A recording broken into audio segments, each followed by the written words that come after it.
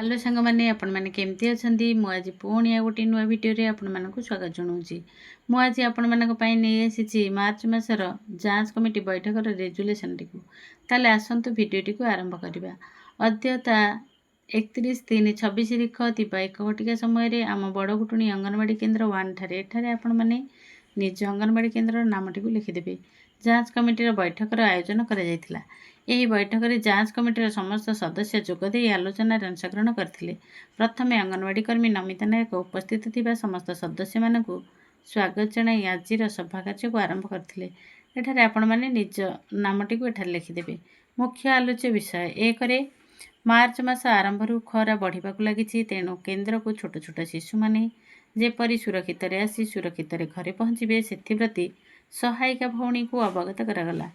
केन्द्र रे शिशु मान को परिष्कार पानी पीवा सफिशिएंट पीवा देवा और खरारे शिशु मान को खेलवा देवा नहीं। 2 मार्च मासरे मोट गर्भवती प्रसूति संख्या एठार लिखिदेवे एवं 3 वर्ष रु 6 वर्ष एवं 7 मास रु 3 वर्ष शिशु संख्या एठार लिखिदेवे।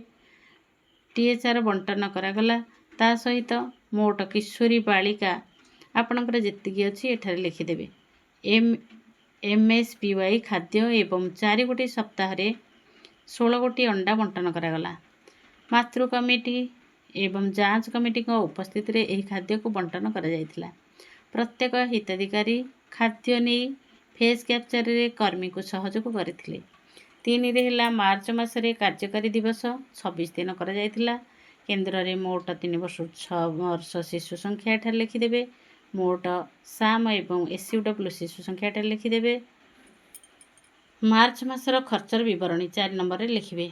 मोट गरम रंधा खाद्य, मोट सकाळ जलखिया, मोट THR अंडा, मोट MSPY अंडा, मोट साम एवं SUW शिशु खर्च कर टंका को एठार लिखिदेवे।